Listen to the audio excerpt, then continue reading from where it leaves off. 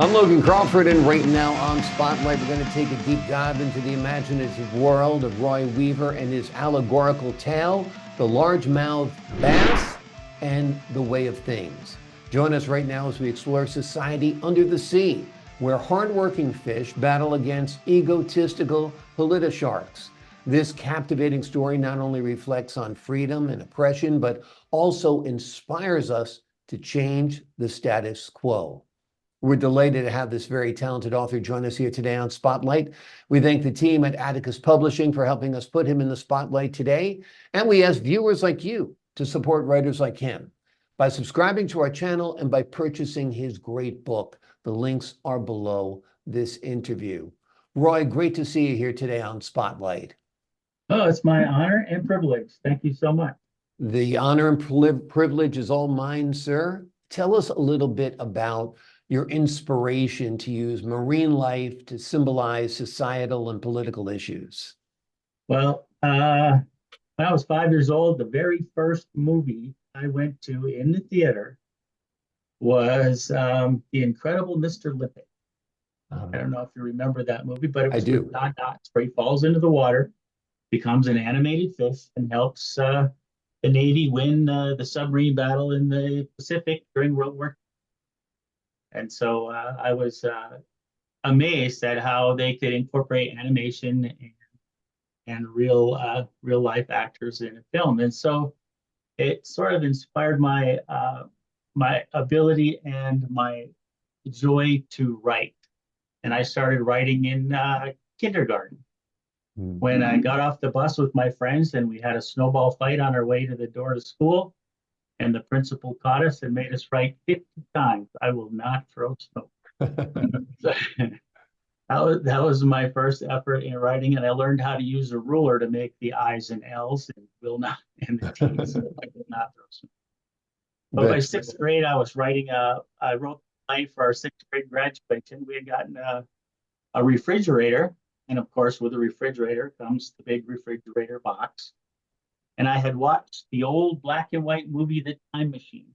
And we were doing timelines as our class history project.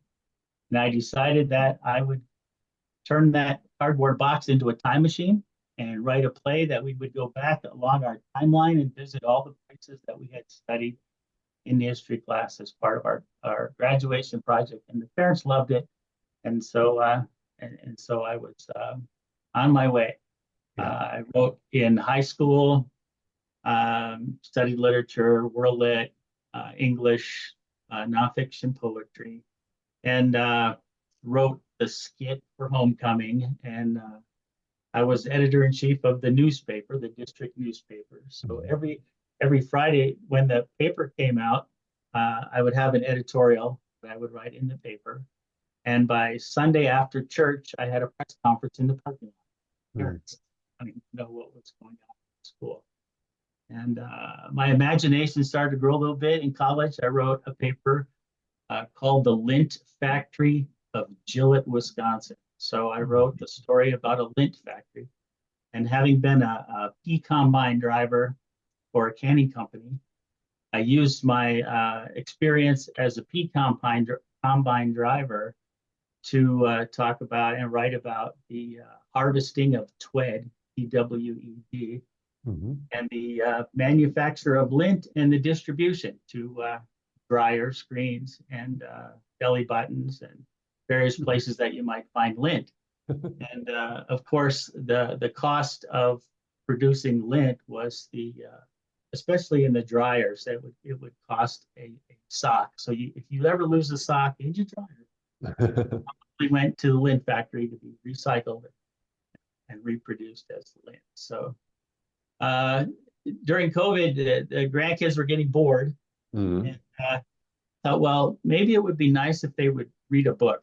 And I thought, well, what can I do to write a story that they would read? It would be short enough and it would be animated so that they would have some illustrations in the book, and we could talk about different things. And it reflected kind of what was going on in the political realm, because nobody's reading Bradbury and Huxley anymore. So I assumed that maybe I could get them started using some of my imaginative background and my experience with my creative writing skills. So, and they like to go fishing. Their dad is real involved in fishing. So, and I'm also involved in fishing. And I thought, all right, I'll write a story about the way of things. And the way of things really pertains to culture. Mm. And these kids growing up need some kind of foundation to develop their cultural perspective and their political perspective. When I was a kid, my first political experience was the assassination of Kennedy. I think I was probably about third grade, and that was my introduction to politics. And then, of course, we had the Johnson-Goldwater election, and learned how to do political rhetoric.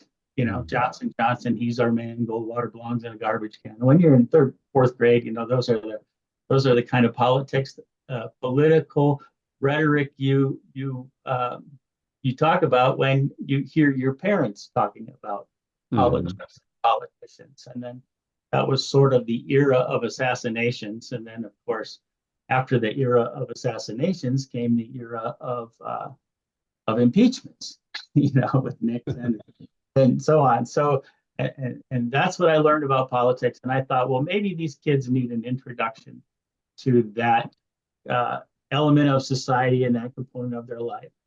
And with the book, I realized there's the laws of nature, the laws of man, and the laws of God. And so I thought I would put the laws of man into the laws of nature, acting like they're the laws of God. So, you know, when man plays God being reflected in nature, it tends to have a profound effect on both the environment, society, and the community, and the family and cultures itself. And of course, there's the way, the truth, and the light. You know, so the way is the foundation of the way of things. And so the way of things actually is a cultural perspective of society as seen in the ocean, because why? The ocean is probably the most diverse element or society or environment on Earth. You can't get any more diverse than the ocean. And so how does the laws of man and the actions of man in the realm of the ocean, where one species attempts to reign in dominion over another? I mean, in the history of man, there have been kings and emperors and pharaohs and dictators. There has always been someone attempting to reign in dominion over other human beings. So what happens when a fish species attempts to reign in dominion over all the other fish? And there's always an unlikely character that rises out of the working class to challenge and represent the hardworking fish. So, and of course, my grandfather's name was Wallace Bruce, being Scottish. It's kind of in my DNA to challenge, you know, the authority, especially someone who pertains to be a king. Yep, exactly. Well, we're glad you did put this down on the pages for sure. It's a great story for children, of course. Adults will enjoy it as well. Have you envisioned this perhaps as a half animated, half live action feature, kind of like that Don Knotts film? Well, and that would be nice. The thing about it is, of course, when you're an author and you're trying to get published and you receive calls from all of these publishing companies and all of these marketing specialists to promote your book, you get scammed a lot. Yeah. And, you know, I've had several calls that say, we have a producer that wants to talk to you, and for X amount of dollars, we'll you know, set up your interview. Or if you pay us, we'll provide an agent that will present your book to all of these, you know. I think the best thing, though, is what you've done is just put the book out there. And if it winds up in a legitimate director or producer's hands, they will get in touch with you, and there will be no money exchanged at all. Hopefully money's going your way, not their way, because that's how it normally works. That's for sure. I have a pretty large deficit right now. The royalties aren't isn't that great. I don't know if it's the contract I had with the publisher, Right. but I intend to offer all of the proceeds from this book to St. Jude's. And that's my personal decision because I dedicated it to my daughter back in Bristol. Yep. That's wonderful, And- dedicating it to your right, daughter. right. Why did And- you decide? You say her spirit and her courage influenced you in writing this book? Yeah, she was a pistol. My next book is about her. It's her biography. But yeah, I dedicated her because she challenged everybody, every rule, from teachers to law enforcement to politicians to everyone, me especially. And I really appreciated her asking the question, questioning the answer, I guess Yeah. they say. You know, and I called it CYA, challenge your assumptions. If you have Absolutely. all of your assumptions, no matter what they are. Exactly. And I did that growing up. Oh, I grew up Catholic, so I did that as well. And you know, by the first grade, I think I'd been hit on the head with a ruler, smacked on the back of the head with a priest's hand. You know? Same here. I went to Catholic school myself. I got a Right, little bit of exactly, this and a yeah. little bit of that. I try to think it made me a better person, that's for sure. CYA is challenge your assumptions is much better than CYA cover your Correct. blank. Correct. I prefer that. Before we leave you today, let me ask you, what do you hope children and even adults take away from the story of the loudmouth baths and the people below and the hardworking fish? Yeah, be the largemouth bass. Do not accept everything at face value. Don't just absorb the world around you without questioning it, and challenge any and every barricade to your path of your dream. Life is short, and one, there's no hurry, but two, follow it, follow the path that you want to, and if someone tells you no, challenge it all the way. Challenge ideologies, challenge political narratives, challenge everything, and don't be afraid to. I think teachers want you to challenge them to some degree. I mean, there's a difference today between influencers and teachers. Right. You know, the teachers are there to make you ask questions and challenge the answers. So yeah, and read. You know, Yeah. I grew up. My favorite thing was Reader's Digest. I'd read the stories in Reader's Digest. So I didn't want to make a long, drawn out story and characterize every